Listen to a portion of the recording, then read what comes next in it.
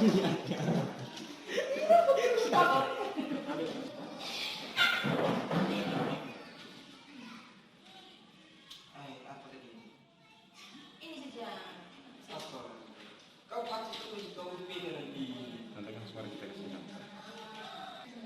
baik, ya, kita akan bahas bersama ya. Jadi ada kurang lebih beberapa dari teman-teman Anda yang sudah merumuskan keyakinan menjaga kekompakan dalam kelas. Ya, kita beri tepuk tangan buat ini. Terus menumbuhkan sifat percaya diri. Ini dari Chelsea juga. Chelsea ternyata ada dua. Siapa? Andini ya. Terus jagalah kebersihan, membuang sampah pada tempatnya. Jadi kalau diubah ke dalam ini, jagalah kebersihan. Tapi cintailah kebersihan ya. Terus yang ke berikut sama ya. Jadi jagalah kesehatan, saling menghargai. Oke, nah, nanti kita kelompokkan ya. Terus ini percaya diri. Terus ini kebersihan, ini banyak sekali nih. Saling kebersihan. Terus silakan. Kita mau pakai yang mana? Apakah jagalah kebersihan itu? Cintalah kebersihan? Pakai ya. Berarti kita sudah satu.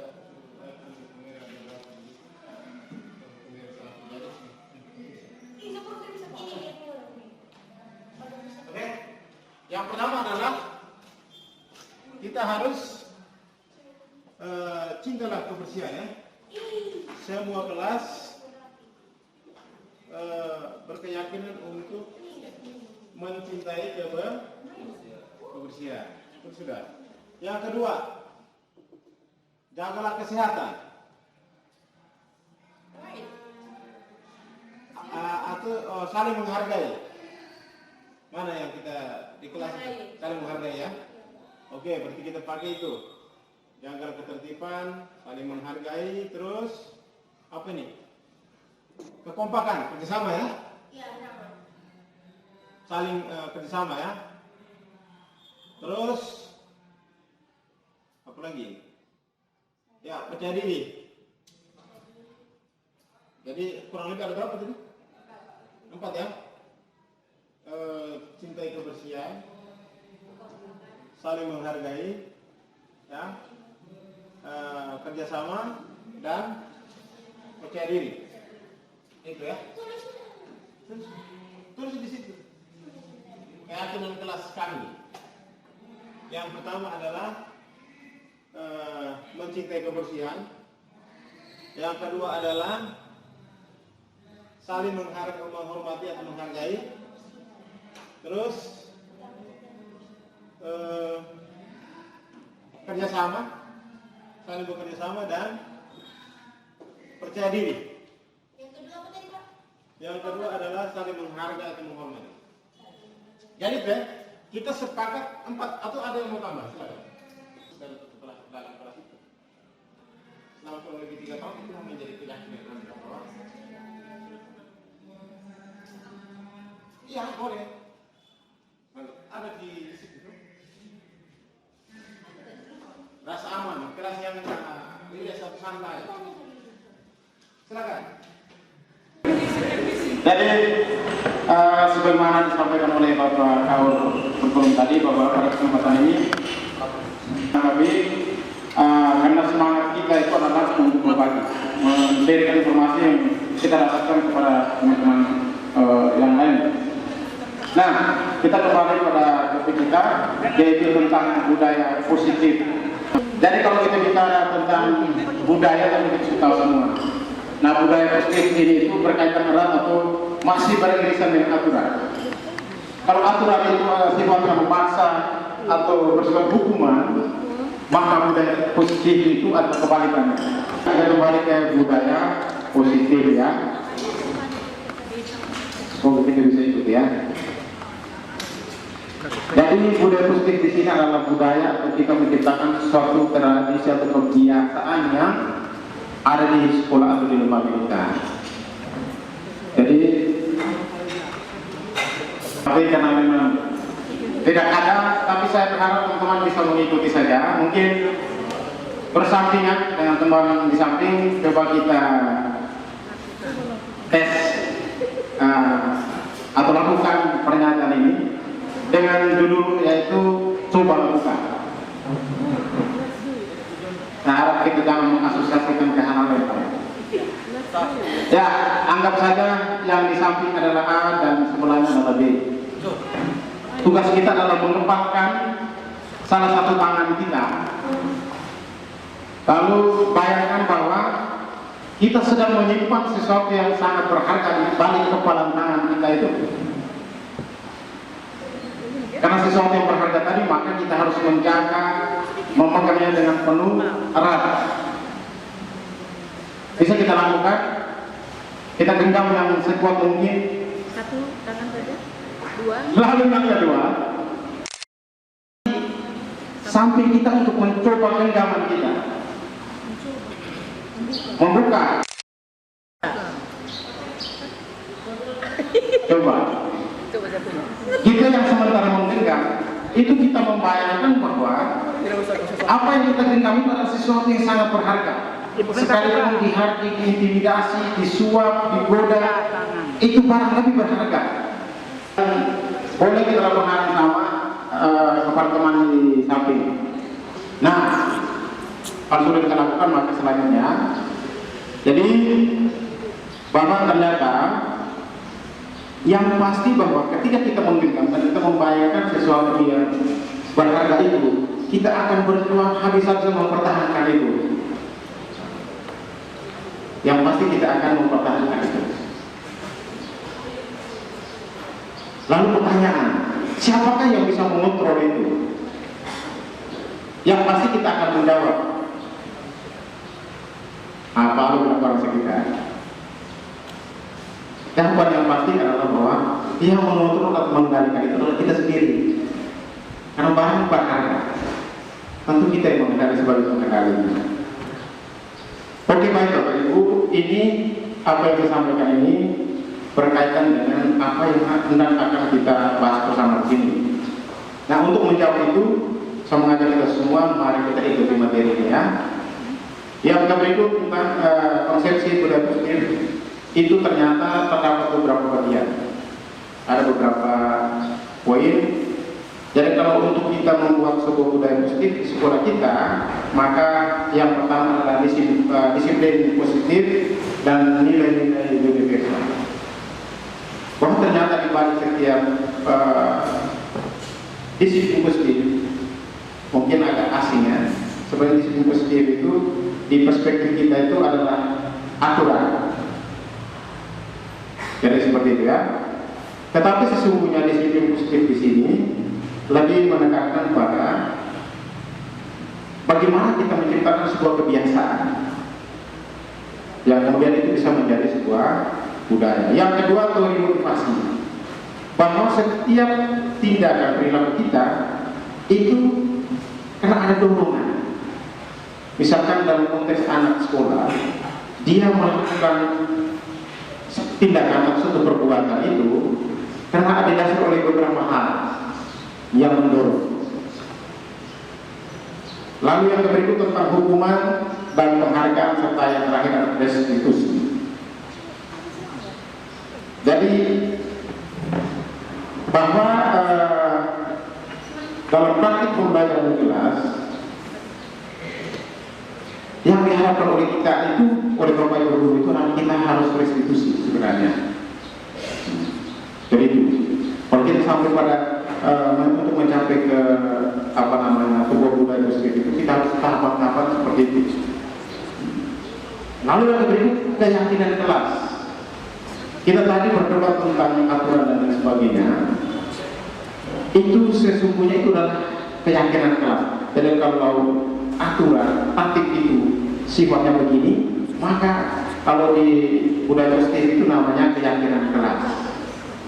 Dan kita dengan siswa merumuskan keyakinan kelas. Lalu yang berikut adalah kebutuhan dasar manusia dan yang berikut restitusi dan restitusi segitiga. Nanti saya saya sharekan. Namun sebelum kita ke sana, ini pendapat Dr. William Glaser tentang kontrol teori tadi. Kembali tadi saya bilang itu.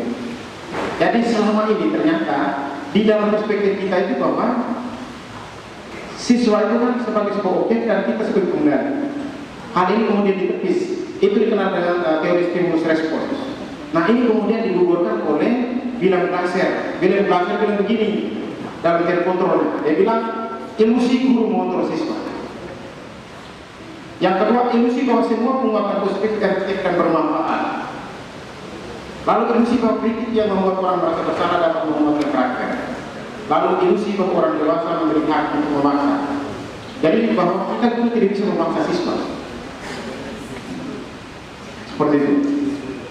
Sehingga di teori kontrol itu dibilang apa? Semua perilaku memiliki tujuan. Bahkan terhadap perilaku yang tidak disukai. Contohnya misalnya, kalau harus begini, anak pasti ikut, tetapi tidak muncul dari dalam hatinya. Yang disebut dengan motivasi intrinsiknya tidak muncul. Anak melakukan sesuatu karena dia kena keadaan dipaksa. Seperti itu begitu. Kalau ada layar bagus, nanti saya share ke ini. Oke, lanjut. Ya, yang berikut kita bicara tentang aturan dan lain sebagainya. Itu ternyata ada 3 hal yang menjadi motivasi perilaku manusia. Ada 3 hal sebenarnya. Jadi orang terdorong untuk melakukan sesuatu karena adanya hukuman. Jadi anak datang pakai sepatu hitam karena takut adanya hukuman. Yang kedua, untuk mendapatkan imbalan atau penghargaan dari orang lain. Jadi orang melakukan sesuatu termotivasi karena ada imbalan. Yang ketiga, motivasi perilaku setiap orang anak didik kita adalah untuk menjadi orang yang mereka inginkan dan menghargai diri sendiri dengan nilai-nilai yang mereka yakini. Nah sekarang saya mau pertanyaan ke kita, kira-kira motivasi perilaku yang ideal itu ada di poin berapa? Tentu kita akan punya argumentasi bahwa yang pasti ketiga-tiga. Tetapi menurut Diana Glaser bahwa motivasi yang ideal oleh setiap manusia atau anak didik kita adalah harus menjadi orang yang mereka inginkan dan menghargai diri sendiri sesuai dengan nilai-nilai yang mereka yakini. Yang berikut, sayang sekali ya. Yang berikut hukuman, penghargaan dan restitusi. Sebenarnya saya punya suatu sebuah cerita yang kemudian intinya dari cerita itu nanti kita akan ada tanggapan dari teman-teman semua. Nah, apakah dari cerita itu mana yang termasuk hukuman, mana termasuk penghargaan, dan mana itu restitusi. Jadi Bapak Ibu, hukuman itu berbeda dengan konsekuensi, berbeda dengan penghargaan dan seulangi, hukuman, konsekuensi dan penghargaan itu sebenarnya itu adalah bentuk lain dari penghukuman. Jadi saya ambil contoh begini. Ketika kita memberikan anak hadiah, biasanya praktik itu kita pernah lakukan beberapa tahun kemarin. Oleh Glaser dia bilang itu adalah bentuk dari hukuman itu sendiri, hadiah itu. Karena yang sesungguhnya motivasi yang terbaik adalah harus muncul dari dalam dirinya. Misalkan anak belajar itu bukan karena kita paksa ini, anak ada karena konsekuensi ini. Anak datang rambutnya rapi bukan karena nanti karena ada tapi nomor sekian. Anak terlambat datang ke sekolah karena dia takut dengan nanti saya dapat kredit poin.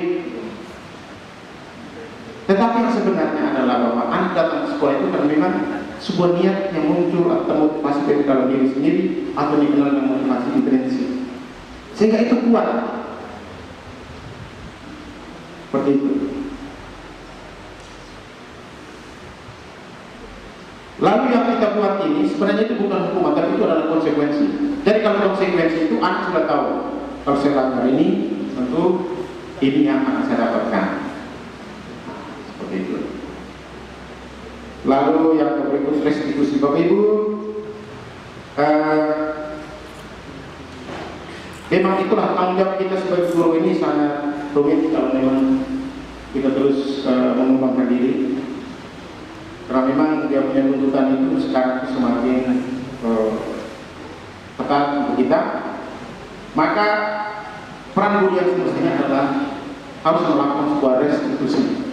Restitusi itu artinya apa? Yaitu pendekatan untuk meningkatkan disiplin positif. Jadi yang sebenarnya yang diharapkan itu adalah kita harus membuat sebuah keyakinan kelas. Jadi keyakinan kelas itu yang harus kita buat itu adalah beberapa ya. Jadi prosedur pembentukan keyakinan kelas itu mempersilahkan para sekolah dan murid-murid sekolah kelas atau kelas untuk bercurah pendapat tentang peraturan yang perlu disepakati di kelas atau di sekolah. Lalu mencatat semua masukan-masukan para murid saat melihat curahan pendapat tersebut. Lalu yang ketiga, susunlah keyakinan kelas sesuai dengan prosedur pembentukan keyakinan kelas. Gantilah kata-kata dalam bentuk negatif menjadi positif. Contoh kalimat yang negatif, jangan berlari di kelas atau koridor. Kita sudah ganti keyakinan kelas adalah perjalanan. Misalkan begini, jangan membuang sampah pada tempatnya, itu kalimat negatif. Kalau di keyakinan kelas, kita menyusunkan cinta adalah lingkungan. Jangan membuang sampah sembarangan. Tapi kalau dalam merumuskan keyakinan kelas, yaitu cinta adalah kebersihan. Seperti itu Bapak Ibu. Lanjut Ibu. Ini Bapak, contoh Bapak Ibu, contohnya, contoh keyakinan kelas itu salah satu contoh ada tiga contoh. Setiap anggota kelas perlu belajar. Jadi kalau kita sudah tempel atau sudah menjadi keyakinan kelas, anak-anak dan murid sudah tahu bahwa ketika kita ada di kelas ini, maka tugas kita adalah belajar. Lalu setiap anggota kelas perlu senang. Atau di kelas, suasana pembelajaran itu harus menyenangkan. Jangan sampai kita di pengalaman buruk yang baik. Itu yang kita hindari. Mungkin terkait dengan manajemen atau pengelolaan kelas, strategi dalam proses belajar. Lalu yang berikut, setiap anggota kelas perlu saling menghargai. Ini yang tadi. Sehingga kami tidak boleh lakukan ini. Karena ketika saya berada di sekolah ini, tanggung jawab saya adalah harus saling menghargai yang satu sama lain, dengan teman, dengan Bapak Ibu guru dan lain sebagainya. Maka salah satu budaya yang nanti kita ciptakan adalah 5S tadi, senyum, sapa salam, sopan dan santun. Dan itu anak-anak itu harus kita desain memang masuk di lingkungan sekolah sudah harus cium tangan atau tos, senyum, sapa, selamat pagi Bapak Ibu guru, seperti itu Bapak Ibu ya. Atau bisa kita dengan model yang berbeda, selalu bersikap positif di sekolah. Senantiasa menjadi diri terbaik, atau percaya dan menghormati orang lain serta barang miliknya. Tadi omong tentang mencuri itu. Ini kita susun keyakinan kelas itu seperti ini, sehingga anak sudah tahu bahwa saya tidak boleh mencuri ini. Seperti itu. Lalu berkomitmen terhadap tugas. Dan ketika ada di dalam ruang kelas, ada tugas dari Bapak Ibu guru, dia wajib harus menyelesaikan. Dan oleh karena itu, yang menyusun adalah kita dan mereka. Karena orang kalau ketika dipercayakan untuk membuat sesuatu, dia akan habis-habisan. Dan dia akan berkomitmen terhadap apa yang telah disetujui tersebut. Atau kita buat dengan pola yang berbeda Bapak Ibu. Kami meyakini bahwa sangat penting untuk menghormati semua orang dan barang milik orang lain. Kita tempelkan di kelas, dan itu menjadi konsumsi kita, atau boleh kita tempelkan di depan sekolah kita seperti ini, bisa. Itu sudah menjadi keyakinan sekolah. Nah oleh karena itu ketika kita misalkan di bulan masuk ini, kita harus buat itu. Kita harus menyusun keyakinan kelas bersama anak-anak. Anak-anak harus dilibatkan. Karena jujur saja, kita selalu jadikan anak sebagai objek. Jadi anak harus ikut apa yang kita inginkan. Nah, paradigma ini sudah berubah Bapak Ibu. Anak itu menjadi subjek, menjadi pelaku dalam pendidikan itu sendiri. Maka menurut Kajar Dewantara bahwa tugas guru adalah menuntun, bukan menuntut. Seperti itu. Lanjut Ibu. Ini kegiatan pendalaman keyakinan kelas Bapak Ibu tampak seperti dan tidak tampak seperti. Misalkan kata hormat, datang tepat waktu. Tidak tampak itu sering hadir terlambat. Kita harus susun ini. Ketika kita susun bersama dengan mereka, mereka akan dengan sendiri termotivasi dari dalam dirinya. Tidak lagi termotivasi hanya karena nanti saya dapat ini kredit poin ini, orang tua saya dipanggil. Tapi ketika kita menyusun kegiatan tampak seperti dan tidak tampak seperti ini, mereka tahu, wah saya punya style ketika sekolah ini seperti ini. Lalu bekerja dan seterusnya, rasa diterima dan dimiliki. Ini berhubungan dengan kebutuhan dasar manusia. Ibu-ibu tolong lagi, karena ada yang tidak waktu. Ini terdengar seperti apa? Jadi berhubungan dengan kata-kata yang harus kita gunakan selama kita berada di lingkungan sekolah. Terima kasih, maaf. Di luar itu maki-maki tidak boleh lagi itu. Lalu terlihat berempati terhadap perasaan orang lain, atau berperilaku tersenyum ramah. Jadi itu menjadi keyakinan kita. Nah itu nanti saya Bapak Ibu materi-materinya saya nanti kita baca saja. Apa yang saya susun ini adalah kompilasi dari beberapa hal, tapi saya sarankan nanti sebentar saya share banyak-banyak materi tentang ini ya. Budaya Muslim. Lanjut Ibu Eva. Ini penting Bapak Ibu. Tugas saya, tugas kamu. Akan ketahuan. Misalkan tugas guru. Ketika saya ada di sekolah atau saya ada di lingkungan kelas, maka tugas saya adalah mengajar, mendidik, menjawab pertanyaan, memberi nilai, mengatur kelas, menegakkan peraturan kelas, menjalankan keyakinan kelas, peduli terhadap semua murid. Lalu tugas murid, belajar, mencoba, menghasilkan yang terbaik dari dirinya, bertanya, tidak paham, jika tidak paham, dan seterusnya, memberikan tugas kembali. Itu kegiatan yang namanya tugas saya, tugas kamu. Tugas saya sebagai guru, tugas kamu sebagai murid atau peserta didik. Lalu guru tugasnya bukan. Guru tugasnya bukan. Misalkan tadi maki, itu harus disertakan. Itu untuk menjawab apa yang tadi kita berdebat panjang itu. Sehingga dengan demikian seluruh warga sekolah sudah tahu, oh tugas saya ini. Nah, ini bukan tugas saya. Guru tugasnya bukan menyakiti atau disakiti. Sehingga menjawab dari kerinduan harapan Bapak Ibu. Memaksa kamu untuk belajar. Saya paksa, kamu besok harus tugas. Tidak. Tetap saya harus menuntut dia, kenapa sampai dia tidak bisa kerja tugas. Lalu merapikan barang-barang murid, menyiapkan makanan. Bukan tugas saya untuk merapikan murid punya peralatan pembelajaran. Lalu ini murid sebenarnya, murid tugasnya bukan mengeluh, melakukan tugas belajar di kelas itu binding, seperti itu. Ibu Eva lagi. Ya ini 5 kebutuhan dasar manusia. Ini yang mendasari kenapa anak berperilaku seperti ini. Setiap perilaku punya tujuan. Sekali lagi, setiap perilaku yang dilakukan oleh anak murid kita atau kita tentu punya tujuan. Tujuannya apa? Yaitu adalah untuk mewujudkan kebutuhannya. Kemarin saya share ke Pak Agus bilang, ada saya ngajar di ekonomi begitu.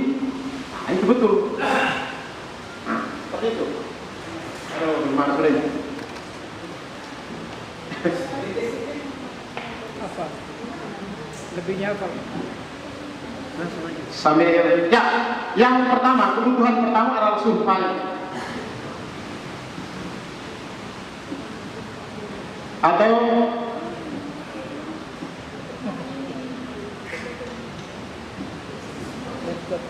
ini ada intervensi dari apa lagi?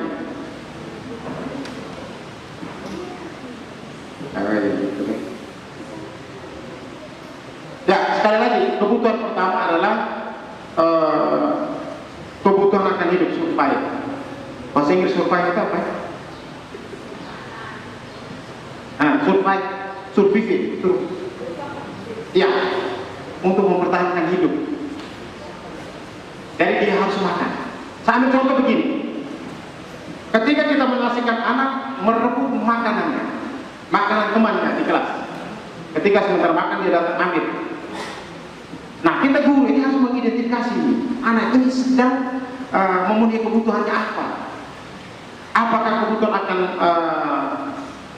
bertahan hidup, ataukah kebutuhan akan penguasaan? Dia ingin menegaskan bahwa paling berpengaruh di sini adalah saya. Seperti itu. Dengan kita mengidentifikasi kebutuhan anak itu, maka kita bisa melakukan sebuah restitusi. Oh, anak ini kalau dia begini, maka kita berkolaborasi dengan orang tua. Jadi sekarang ini bukan hanya tugas BPPK saja yang kemudian melakukan home visit. Jadi kita guru juga harus melakukan home visit. Karena ini berhubungan dengan mata pelajaran yang kita asuh. Ketika anak mengalami berbagai hambatan dalam pembelajaran, Bapak Ibu guru silakan melakukan kunjungan rumah. Seperti itu. Sehingga kemarin saya diskusi di Firma dengan FIPA, yaitu berkaitan dengan cinta, kasih dan sayang. Yang kedua, kasih, sayang dan rasa diterima.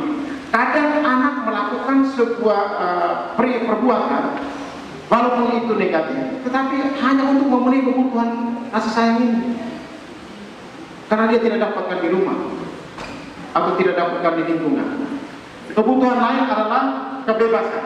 Karena anak di rumah terlalu terkekang, maka dia sampai di sekolah menjadi tampak seperti apa, murid tampak seperti apa. Guru bukan ini, murid tidak boleh itu. Jadi itu adalah keyakinan kelas yang kita rumuskan bersama dengan anak. Bukan kita rumuskan sendiri. Kalau kita rumuskan sendiri itu namanya konsekuensi. Kalau di guru penggerak itu harus positif semua kita. Jadi bahasa-bahasa yang mengandung negatif itu tidak. Nah, konsekuensi sebenarnya kalau bahasa lainnya adalah aturan tatib tadi. Tinggal tatib kita ini bagus, tatib kita tinggal kita positifkan saja. Kita tinggal positifkan saja melalui keyakinan kelas ini. Jadi kalau setiap kita melakukan keyakinan kelas bersama anak kita, maka itu akan menjadi budaya kita. Menjadi budaya positif. Kalau sudah budaya positif, maka kalau sudah jadi budaya positif, kita tidak usah dilengkan enjoy sudah. Dan itu menjadi ciri khasnya semua di kedua murid. Sehingga upaya kita dalam mewujudkan profil pelajar Pancasila itu benar-benar terwujud. Jangan sampai profil pelajar Pancasila itu hanya lip service saja. Seperti itu Bapak Ibu. Terima kasih atas cerita inspirasi tadi Pak Arnold yang ternyata memang ada korelasinya dengan ini. Bapak Ibu, kalau memang ada yang mau ingin tahu lebih jauh, sekarang satu hal mungkin poin penekan adalah ini kolaborasi. Maka kemarin saya diskusi dengan Pak Hendri, akhirnya kejadian ini harus terjadi juga, termasuk bagaimana melibatkan beberapa teman-teman ibu mereka yang tahu tentang itu, bagaimana langkah-langkah penyusunan pembelajaran FPP dan lain sebagainya.